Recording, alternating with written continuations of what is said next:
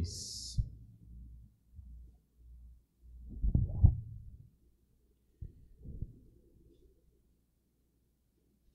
Tinha Manassés 12 anos de idade quando começou a reinar, e 55 anos reinou em Jerusalém.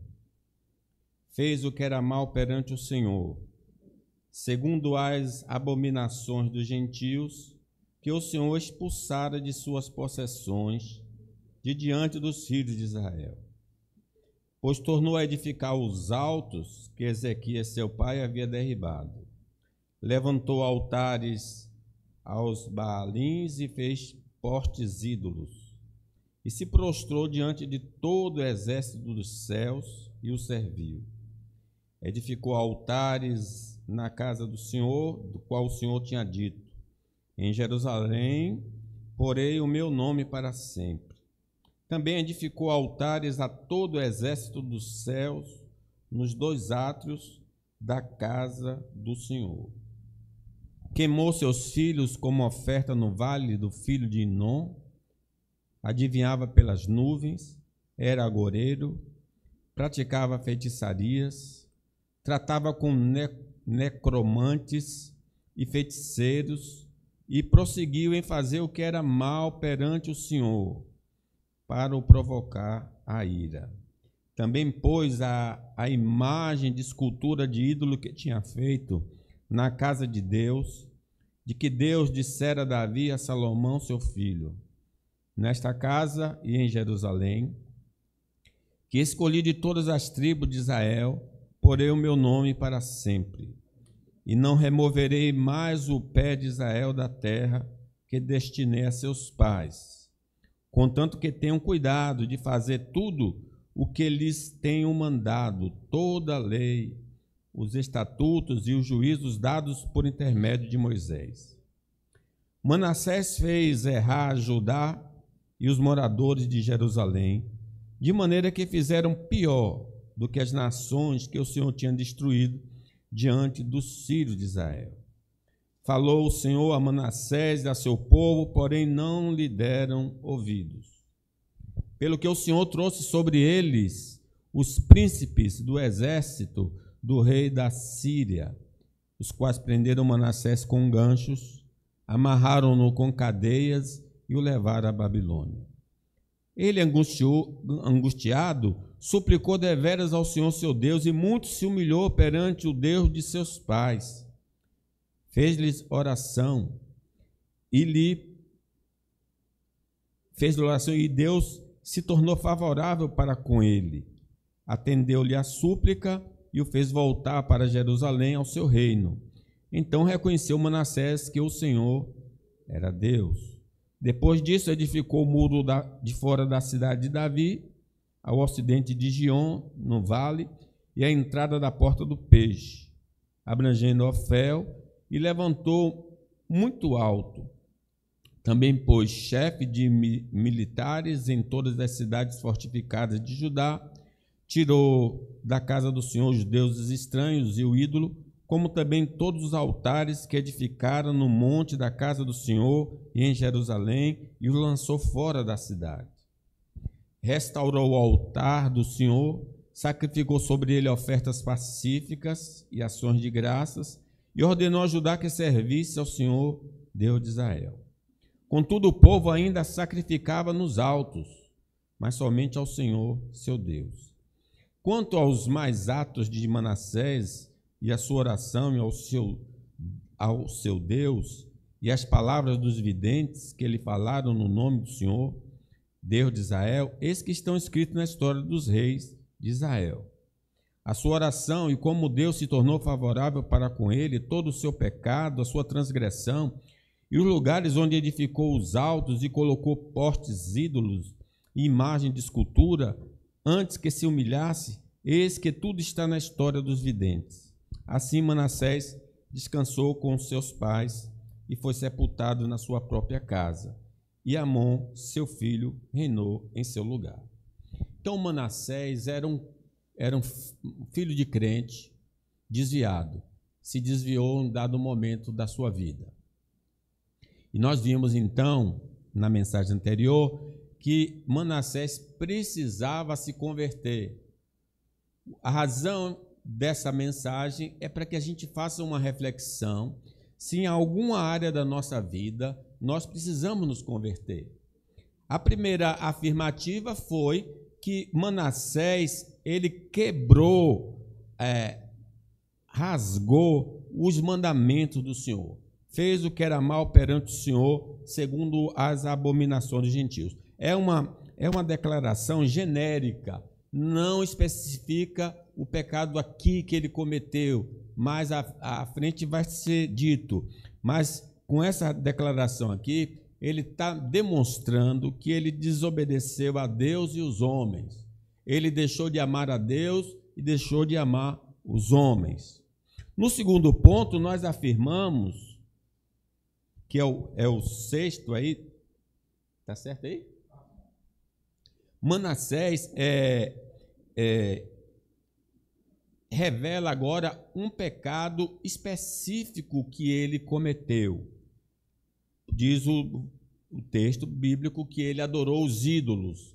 Ele quebrou o primeiro grande mandamento: não terás outros deuses diante de mim. No terceiro ponto, nós afirmamos que Manassés, além de ter outros deuses, ele cometeu homicídio, porque ele matou o filho em sacrifício aos deuses estranhos. E na quarta afirmativa da mensagem anterior, nós também vimos que ele manipulou os poderes sobrenaturais. Ele adivinhava pelas nuvens, era agoureiro, praticava feitiçaria, invocava os mortos. Enfim, ele realmente foi um homem que se envolveu com vários tipos de religiões. E a última afirmativa que nós fizemos foi que Manassés profanou o santuário de Deus. A única casa de oração que existia naqueles dias era em Jerusalém. E ele colocou ídolos dentro da casa do Senhor. São razões pelas quais Manassés precisava passar pela conversão. E agora, então, ponto 6, nós vamos ver ainda porque ele precisa se converter.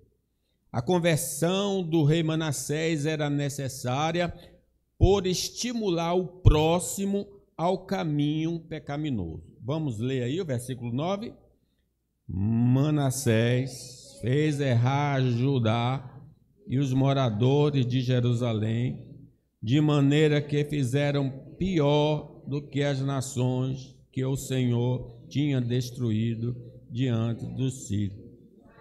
Ele não só pecou, mas ele fez o seu reino pecar, ao construir aquelas imagens e determinar que o povo também se curvasse e adorasse. Ele induziu e seduziu o seu povo à iniquidade. Pecar, irmãos, já é algo grave, mas fazer o próximo pecar também é gravíssimo. Quer dizer, a nossa pena, o nosso castigo aumenta muito mais quando nós pecamos e induzimos outros a pecarem. E esse foi o caminho do rei Manassés. Ele não só pecou, mas ele fez o seu reino pecar. Se como rei estamos fazendo o próximo pecar, somos agentes do diabo. Nós precisamos observar isso. O diabo vem para matar, roubar, destruir. Ele vem para seduzir. A sedução de anjos, ele conseguiu seduzir os anjos a se rebelarem contra Deus e enganou nossa mãe Eva a comer o fruto proibido. A ação dele no paraíso ou nas regiões celestiais, ele conseguiu convencer a terça parte dos anjos a abandonarem o seu caminho, o que Deus havia estabelecido. Então, quando ele veio à terra, no jardim, ele seduziu nossa mãe a comer do fruto proibido. Foi ele, o diabo, que induziu Davi a contar o povo e a pecar contra a palavra de Deus. ele usará o anticristo para levar a população a transgredir contra o Senhor. Então veja que o diabo está agindo, enganando os homens, fazendo os homens pecarem contra Deus. Sim, se esta tem sido nossa atitude, necessitamos nos converter deste mau caminho. Busquemos ao Senhor enquanto podemos achá-lo. Invoquemos o seu nome, porque ele está perto. Salmo 86 diz: pois tu, Senhor, és bom e compassivo, abundante em benignidade para com todos os que invocam. Se porventura o nosso caminho é semelhante ao do diabo, há esperança para nós. Não há esperança para ele, mas há esperança para nós. Jesus veio buscar e salvar o que se havia perdido. Podemos fazer o próximo pecar, por exemplo, ensinando interpretações erradas da palavra de Deus que o levarão a crer em uma mentira. Os falsos mestres, os falsos professores, ou mesmo um professor verdadeiro que não compreende bem a palavra de Deus, interpreta a palavra errada e ensina dessa maneira, fará com que a pessoa se desvie do caminho verdadeiro. Os pais podem estar fazendo isso com os filhos. Os pregadores podem estar induzindo ao erro doutrinário o povo. Quando abrimos a boca para aconselhar, não segundo o ensino das Escrituras, mas segundo o nosso coração pecaminoso, estamos fazendo o nosso semelhante pecar contra Deus. Então nós precisamos tomar muito cuidado com isso. Cada palavrinha que nós damos, cada conselho que damos, se não estiver de acordo com a palavra, nós estamos levando a pessoa a pecar contra Deus. Outra forma de levarmos o próximo a pecar é o nosso comportamento. Agora não é o que eu falo, mas o que eu faço. Como eu ajo dentro de casa, como eu ajo no trabalho, como eu ajo na igreja, qual é que tem sido o meu comportamento? Esse comportamento vai ser copiado, será imitado. A maneira de viver é poderosa para influenciar pessoas para o bem ou para o mal. O mau exemplo do rei levou seus súditos a seguirem o seu caminho. Isso despertou a ira de Deus contra o seu povo. Diz o versículo: fez errar a Judá e os moradores de Jerusalém, de maneira que fizeram pior do que as nações que o Senhor tinha expulsado. Vejam, esse pior aqui, não quer dizer que era algo mais terrível, não. Uma vez que a pessoa conhece a palavra e se afasta da palavra, o pecado desta pessoa se torna maior do que uma pessoa que não conhece a palavra. É um caso agravante. O mau exemplo do rei, então, levou os súditos a cometerem esse erro. Que tipo de testemunho estamos dando para os nossos familiares? Que testemunho nós estamos dando para os irmãos da fé?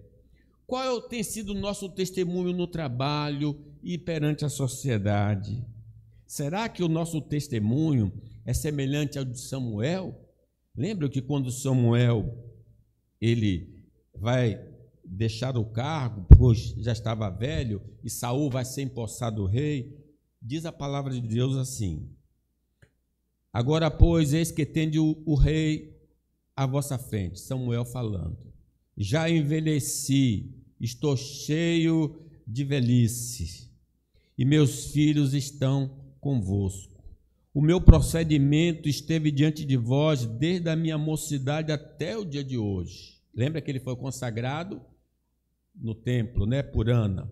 Eis-me aqui, testemunhai contra mim perante o Senhor e perante o seu ungido, de quem tomei boi, de quem tomei o jumento, a quem defraudei, a quem oprimi, e das mãos de quem aceitei suborno para encobrir com ele os meus olhos e o restituí. Então responderam o povo: em nada nos defraudastes, nem nos oprimiste, nem tomaste coisa alguma das mãos de ninguém. Que coisa, né? Ele disse: se eu fiz alguma coisa errada, digam aí. Será que nós podemos, no nosso lar, no nosso trabalho, dizer: eu fiz alguma coisa aqui errada? Eu tenho sido trambiqueiro, mentiroso, trapaceiro? Será que nós podemos, como Samuel, desafiar a comunidade em que vivemos? Se os nossos filhos, irmãos, abandonarem o Senhor, não seja motivado pelo nosso mau exemplo. Nossos filhos estão crescendo e o nosso exemplo pode influenciar a presença deles na igreja ou não. Tomara a Deus, se porventura isso acontecer, eles se afastando do Senhor, não seja pelo nosso mau exemplo, porque não foi pelo testemunho do pai dele, o rei Ezequias, que ele se desviou. O pai dele foi um homem temente a Deus. Tomemos cuidado para não sermos a pedra de tropeço na vida de nossos filhos, ou amigos, ou irmãos, ou parentes. Cuidado com o que diz e faz perante eles, porque nós somos os primeiros modelos para as suas vidas. Precisamos atentar para essa realidade. Irmãos, sermos induzidos ao erro por instrumento humano, por anjos caídos, pela velha natureza, pela sociedade, não nos isenta de culpa. Ah, pastor, mas foi fulano que me enganou e eu pequei. Deus não vai nos considerar inocente pelo fato de alguém ter nos induzido ao erro. Eva não foi inocentada por ter sido enganada pelo diabo. Deus aplicou um castigo nela. Nem Adão foi absolvido por ter comido o fruto por causa de Eva. Adão também recebeu o castigo. Cada um receberá o castigo conforme a sua participação. Cientes disto, vamos nos arrepender do pecado de induzir o próximo ao erro ou de deixar ser seduzido pelo erro. Seja eu o promotor do pecado ou eu tenha cedido ao pecado, arrependei-vos para que sejam cancelados os vossos pecados. Diz o profeta Ezequiel: a alma que pecar, essa morrerá. O filho não levará a iniquidade do pai, nem o pai a iniquidade do filho. A justiça do justo ficará sobre ele, e a perversidade do perverso cairá sobre este. Mas se o perverso se converter de todos os seus pecados que cometeu e guardar todos os meus estatutos e fizer o que é reto e justo, certamente viverá, não morrerá. De todas as transgressões que cometeu, não haverá lembrança contra ele. Pela justiça que praticou, viverá. Acaso tenho eu prazer na morte do perverso? Diz o Senhor Deus. Não, desejo eu antes que ele se converta dos seus maus caminhos e viva. Mas desviando-se o justo da sua justiça e cometendo iniquidade, fazendo segundo todas as abominações que faz o perverso, acaso viverá? De todos os atos de justiça que tiver praticado, não se fará memória. Na sua transgressão com que transgrediu e no seu pecado que cometeu, neles morrerá. Então, precisamos atentar para essa realidade. Em sétimo lugar, irmãos, a conversão do rei Manassés era necessária por causa da dureza de seu coração para com a palavra de Deus. Além de pecar, além de levar os outros a pecarem, Deus chamou o rei à advertência e ele não ouviu. Vamos ler o versículo 10. Falou e a seu povo, porém não. Deus falou. Deus chamou a atenção. Você está errado, rapaz. Se conserte. Mas eles não deram ouvidos. A trombeta de Deus sempre tocará para nos alertar quando estivermos pecando contra Ele. Deus nos incomodará para que abandonemos nossos maus caminhos e nos voltemos para Ele arrependidos. Lembra o Salmo 32? A sua mão pesava dia e de noite, né? Ele sentiu o peso do Senhor até que confessei os meus pecados e a minha iniquidade não mais ocultei. Mas, infelizmente, podemos tapar os ouvidos e nos esconder para não ouvirmos a repreensão do Senhor. Lembra que quando Estevão estava falando, o pessoal tapou os ouvidos para não ouvir? Ou então, o próprio Adão, quando ouviu a voz do Senhor, em vez de se apresentar diante do Senhor, o que Adão fez? Se escondeu para não ouvir. Diz a palavra de Deus: não oprimais a viúva, nem um órfão, nem um estrangeiro, nem um pobre. Eles, porém, não quiseram atender e rebeldes me deram as costas e endureceram os ouvidos para que não ouvissem. Sim, fizeram seu coração duro como diamante para que não ouvisse a lei, nem as palavras que o Senhor dos Exércitos enviara pelo seu Espírito, mediante os profetas que nos precederam. Daí veio a grande ira do Senhor dos Exércitos. Então, no tempo antigo, o pessoal endureceu o coração. Os fariseus endureceram o coração. Irmãos, cuidado para não endurecer o coração. A primeira trombeta a ser tocada quando pecamos é a voz da consciência.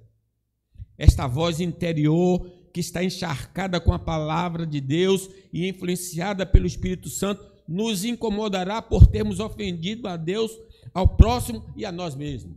É aquela voz, eu lembro do Pinóquio. Pinóquio, ele tinha um grilo. O grilo ficava ali buzinando: ó, rapaz, você está errado, vá para o colégio. Aquele grilo, ele queria se livrar do grilo, porque o grilo chamava atenção. Quem é esse grilo na nossa vida? A voz da consciência operada pelo Espírito Santo e pela palavra de Deus.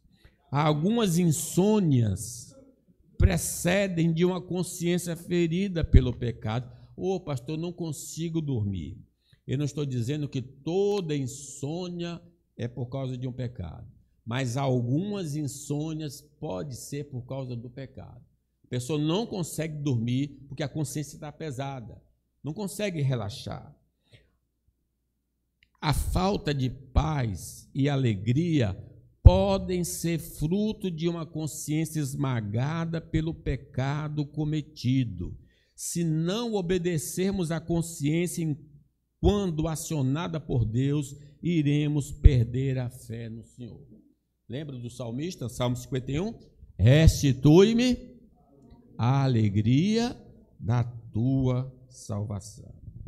Este é o dever, diz Paulo, falando a Timóteo. Este é o dever de que te encarrego, ó filho Timóteo, segundo as profecias de que antecipadamente fostes objeto. Combate firmado nelas o bom combate, mantendo a fé e a boa consciência. Respeite a consciência, porquanto alguns, tendo rejeitado a boa consciência, vieram a naufragar na fé. Pecou, aí a lâmpada acende interna. Se nós obedecermos, vamos nos livrar, mas se não atentarmos, vamos perecer. A leitura e meditação na palavra de Deus é outra trombeta do Senhor para nos advertir quando estamos errados. Quem já sentiu isso? Está errado, abriu para ler a Bíblia, parece que é uma espada afiada de 2 gumes, denunciando a nossa falta. Aí a gente abre e fecha e aí procura outro versículo para ver se encontra alento, mas não dá certo. Abre e Deus continua falando: você está errado, você está errado. Ela nos revela, a palavra de Deus, pelo Espírito Santo, que determinadas crenças e posturas não condizem com a vontade divina. A palavra do Senhor nos fere porque estamos pecando. Uma das possibilidades, ao sermos confrontados pela palavra de Deus, é rejeitá-la como o rei e seu povo, porque Deus falou ao rei, Deus falou a Judá, e eles taparam os ouvidos e não quiseram ouvir. Falou o Senhor a Manassés e a seu povo, porém não lhe deram ouvidos.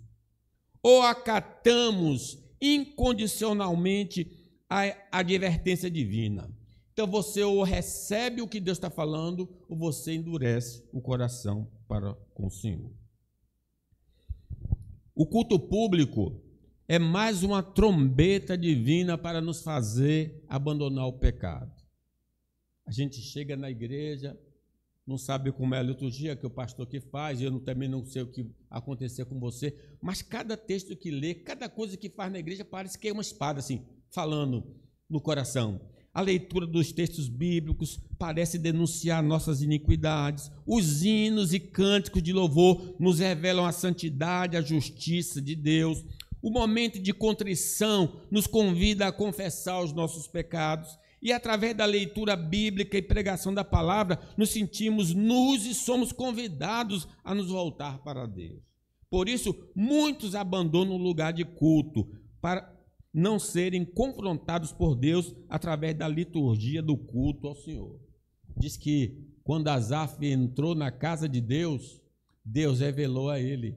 Ele estava a ponto de abandonar o caminho do Senhor, até que entrei no santuário de Deus e atinei com o fim deles. A trombeta das circunstâncias da vida pode ser tocada contra nós por causa de nossas transgressões, sim. As dificuldades econômicas são fortes sopros para nos lembrar que pecamos contra o Senhor. A doença é um mensageiro poderoso para nos apontar o caminho para Deus.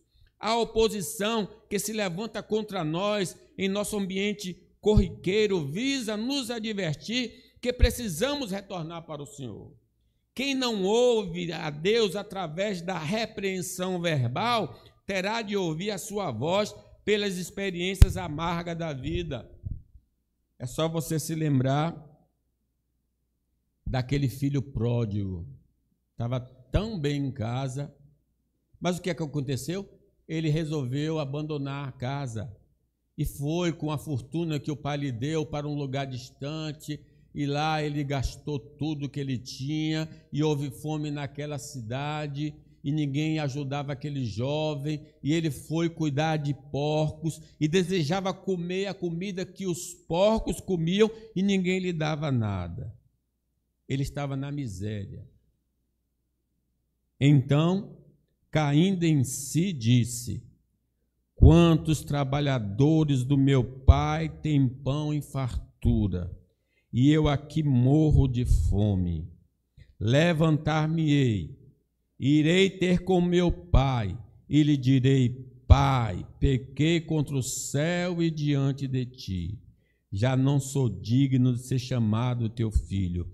Trata-me como um dos teus trabalhadores. Que coisa gloriosa. Foi na necessidade que ele disse: estou errado, preciso voltar. Quem não vem por amor, vai vir pela dor. Apesar destas e de outras trombetas, podemos endurecer o coração como eles. Isso vai se manifestar nos afastando dos meios de graça e procurando ouvir mensagem de autoajuda no lugar do evangelho. Quando a pessoa não quer ouvir mais ao Senhor, ele também deixa de ler, de orar. Ele não gosta de igrejas que preguem o evangelho. Ele gosta daquela igreja de: você vai prosperar, a sua vida vai ser maravilhosa, você vai ter saúde, o seu lar. Ele gosta dessas mensagens de autoajuda. Ele não quer ouvir o evangelho. Vamos sempre estar justificando nossa vida pecaminosa. Eu pequei, mas foi por causa de fulano. Eu pequei porque eu tenho uma situação difícil financeira. Eu pequei porque a minha saúde é frágil. Meus irmãos, são os caminhos do pecador que não quer ouvir a voz de Deus. Iremos buscar nos prazeres momentâneos para sufocar a voz da consciência. Essas atitudes vão agravar o nosso quadro diante de Deus. Iremos apagar o Espírito Santo, perder comunhão com Deus e a sua igreja. E se morrermos nesse estado, iremos perecer eternamente. Tomar cuidado. Se através desta mensagem estamos nos identificando com o rei Manassés, e o Espírito Santo falando conosco para que deixemos os maus caminhos. É o Espírito Santo falando conosco para que deixemos os maus caminhos e nos voltemos ao Senhor através de Cristo para sermos perdoados e transformados. Eis que estou à porta. Se alguém abrir, eu entrarei, cearei com ele e ele comigo. Em último lugar, irmãos, a conversão do rei Manassés era necessária por estar debaixo do castigo divino. Ele precisava se converter. Leamos o 11. pelo que o Senhor trouxe sobre ele os príncipes do exército do rei da Assíria, os quais prenderam Manassés com ganchos, amarraram-no com cadeias e o levaram. O salário do pecado é morrendo aqui o reino, morrendo a liberdade, está morrendo tudo na vida de Manassés. Chegou o castigo divino sobre a vida dele. As trombetas são advertências quando andamos no pecado, mas quando não obedecidas, cai a disciplina do Senhor sobre nós. Deus chama a atenção, sempre repreende, volte, volte, volte. A pessoa não quer ouvir, então a disciplina do Senhor. Lembra aí quem os teimosos aí, Nestor, sabe, dos filhos teimosos que tem aí? Não obedeci, aí, vou lhe pegar. Você está aprontando, se conserte, mas não ouve, e aí o cinturão caiu, né? Então iremos experimentar a ira de Deus. Ela vai doer e nós iremos gemer. Devido às nossas transgressões, ninguém poderá nos salvar da correção do Senhor. Ela vai durar até que voltemos de maneira sensata para Deus. Ele vai bater em nós. Deus disciplina a todo aquele que Ele ama. O mal derramado sobre nós para nos disciplinar vem do Senhor. O texto diz, pelo que o Senhor trouxe sobre ele. Não é uma coisa de acaso, é uma providência, o cinturão de Deus. Olha quem é o cinturão de Deus, o povo assírio. Os assírios se levantaram porque Deus o levantou contra o rei Manassés. Irmãos, Deus é amor, mas também é santo e justo. Não se esqueça disso. Ele não pode ficar inerte ante a nossa iniquidade.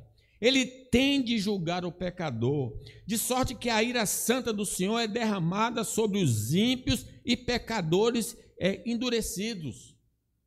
Se não estamos debaixo do guarda-chuva de Cristo, a ira do Senhor nos alcançará. Só encontraremos proteção em Cristo Jesus, porque Ele recebeu a ira de Deus em nosso favor. Cristo dará abrigo a todo aquele que quer abandonar seus pecados e crer nele como única esperança de salvação. Diz a palavra de Deus, geralmente se ouve que é entre vós imoralidade. Imoralidade tal como nem mesmo entre os gentios. Isto é, haver quem se atreva a possuir a mulher do seu próprio pai. E contudo andais vós ensoberbecidos e não chegastes a lamentar para que fosse tirado do vosso meio que tamanho ultraje praticou? Eu, na verdade, ainda que ausente em pessoa, mas presente em espírito, já sentenciei como se estivesse presente, que o autor de tal infâmia seja, em nome do Senhor Jesus, reunido vós e o meu espírito, com o poder de Jesus nosso Senhor, entregue a Satanás para a destruição da carne, a fim de que o espírito seja salvo no último dia. Quando somos rebeldes ao Senhor, irmãos, o Espírito Santo deixa de mortificar a nossa velha natureza e ela passa a exercer controle em nosso coração e corpo. As obras da carne são conhecidas. Pode ver um crente desviado, as obras da carne começam a se manifestar.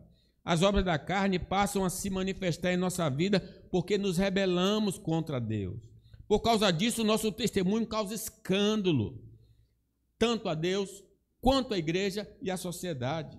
Nossa credibilidade perante os homens morre e passamos a ser alvo de chacota dos homens e dos demônios. Porque aquele crente enrolado, aquele crente mentiroso, os demônios ficam apontando e os homens também apontam. Mas Deus poderá ainda nos receber se nos convertermos de todo o nosso coração. Que mensagem gloriosa. Para isso, Jesus veio ao mundo. Ele disse, eu vim buscar e salvar o que se havia perdido. Ele não veio para os que pensam que são corretos, mas para os que se acham indignos. Se este é o nosso caso, basta suplicarmos a salvação e Ele nos salvará. Porque todo aquele que invocar o nome do Senhor será salvo. As infelicidades nas áreas da vida podem ser sinais da mão do Senhor contra nós, porque não guardamos os seus mandamentos. A vida que não, o insucesso profissional nos nossos empreendimentos, as portas sempre fechadas, demonstram claramente que Deus é contra nós, porque Deus não só levantou o rei, ele atingiu a área econômica, a área da família, a área da segurança, várias áreas foram atingidas por causa do pecado do rei. Não vai adiantar banho de descarrego nesse caso. Minha vida está para trás. Meu irmão, se você está no pecado, não tem banho que lhe dê salvação. Não há banho que possa salvar você. O único caminho que pode salvar você é você se arrepender e voltar para o Senhor. Não, o que realmente necessitamos é nos arrepender. Arrependei-vos para que sejam cancelados os vossos pecados. O que realmente precisamos é do arrependimento de todo o coração, para que a mão disciplinadora de Deus seja retirada. Quem confessa seu pecado e deixa, alcançará misericórdia. Louvado seja Deus, é o Deus da bondade. Nós vimos aqui, pela leitura, depois o pastor vai explicar mais em outra mensagem, ele fez o que fez, quando ele orou, Deus levantou a mão e tirou ele daquela situação, mudou a vida dele. É um Deus maravilhoso. As evidências eram incontestáveis da necessidade de arrependimento do rei, os quais prenderam Manassés com ganchos, amarraram-no com cadeias e o levaram para a Babilônia. Para nós, a morte física. Eu sou pecador? Você tem dúvida que é um pecador? Porque o salário do pecado nós vamos morrer por isso. Mas eu tenho saúde. O que você tem de saúde? Se você chegar à idade de Nestor, se você chegar na idade de Cândido, glória a Deus. Mas mesmo assim não vai ser muito tempo, não. O homem não pode passar, vai ter. Tu és pó,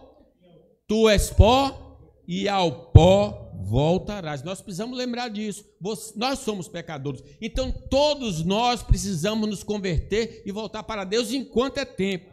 Hoje é o dia aceitável, hoje é o dia da salvação. Se ouvires a voz do Senhor, não endureça o coração. Para nós, a morte física é uma evidência irrefutável de que precisamos nos converter. Além disso, as evidências pessoais das obras da carne, em vez do fruto do Espírito Santo em nosso viver, da obediência à serpente do que a obediência ao Senhor, tudo isso demonstra que, como Manassés, necessitamos nos humilhar na presença do Senhor. Estamos sofrendo porque estamos distantes de Deus, mas se nos voltarmos para Ele em Cristo Jesus, nossa sorte será mudada. Se meu povo, que se chama pelo meu nome, se humilhar e orar e buscar a minha face, se converter dos seus maus caminhos, eu ouvirei dos céus, perdoarei os seus pecados, sararei a sua terra. Concluo. Nosso estilo de vida está influenciando pessoas para o bem ou para o mal. Pessoas que muito amamos, filhos, parentes, amigos. Por isso vamos tomar cuidado com o que falamos e agimos para não prejudicar o próximo. Nossa missão é abençoar os homens.